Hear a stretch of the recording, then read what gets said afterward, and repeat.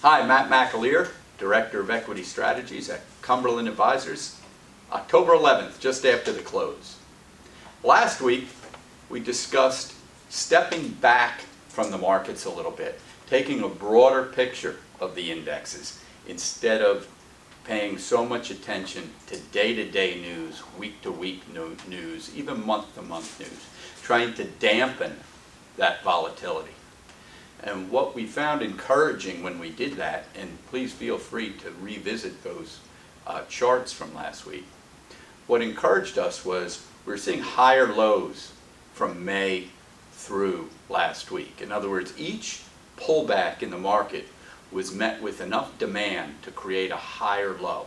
That's a signal to us that supply is starting to dry up.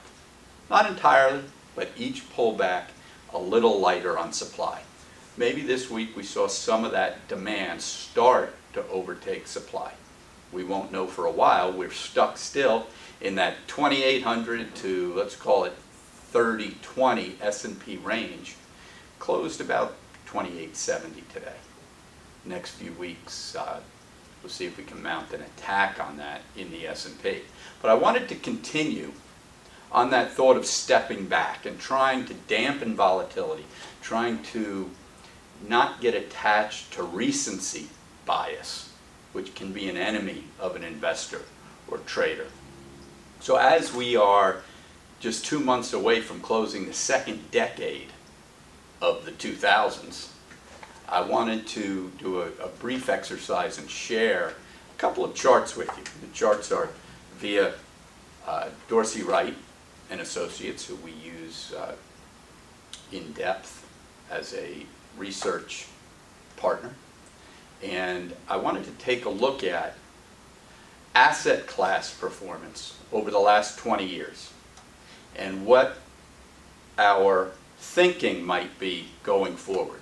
The first chart I'm going to share with you is from 2000 to 2009. And we're just going to look at broad asset classes. The S&P 500, as represented by SPY, ACWX, which is All Country World Index, ex-US, so it's the international markets, and AGG, which is really the composite we like to use in the ETF world for fixed income. We're taking a look at performance year to year and from a composite total throughout that first decade. As you can see, very different than what we might imagine happened. Many of us were trading, many of us were investing through the 90s, through 2000. As we get away from that decade, we start to, I won't say forget, but marginalize where allocation needed to be to perform. If we take a look at 2003 through 2007, it surprised us in the trading area to remember to review that international was the place to be. If you didn't have international exposure, you were trailing broad indexes.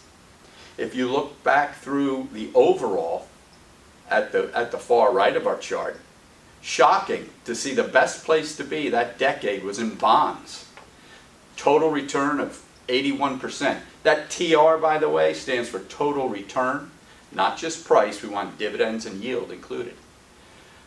If we stepped back to 1999, in the throes of strength in the domestic market, it would have been very difficult at that time to forecast that over the next 10 years, bonds, not equity, is where you would want to be.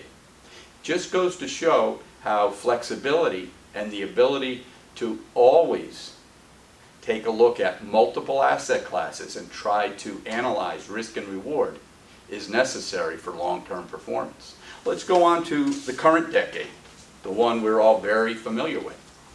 As you notice, SPY has been the dominant place to be. The S&P has outperformed ACWX by 5x, 5 times the total return performance.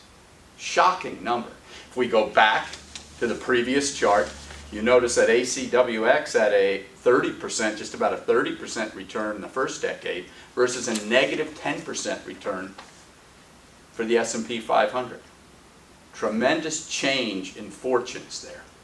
As we review 2019, and get ready for the next decade, we have to take that kind of information into our plans. Have to be flexible. We can't just lean on recency bias. Doesn't mean the S&P isn't going to outperform in the next decade, but we want to not lock into that. I was at a Chamber of Commerce luncheon just last week for the year in review. Sarasota's booming, this city, isn't it? It's a wonderful Chamber of Commerce. The guest speaker was a gentleman named Tony Moore. Tony works with companies to help them invigorate growth, think outside the box, create forward-looking plans. And he had a quote that I thought was very interesting as far as companies go, company dynamics, company operations, and the market. Tony was talking about companies, I'm talking about the market.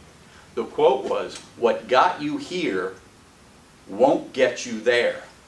What got you here won't get you there." Tony was talking in relation to companies, growth, plans, operations, leveraging talent. I want to just switch that a little bit to say what got you here investing-wise may not get you there in the future. We have to keep our eyes open. We have to remain aware. We have to continue to analyze risk and reward. So I hope everyone has a nice weekend, and we'll speak to you next Friday.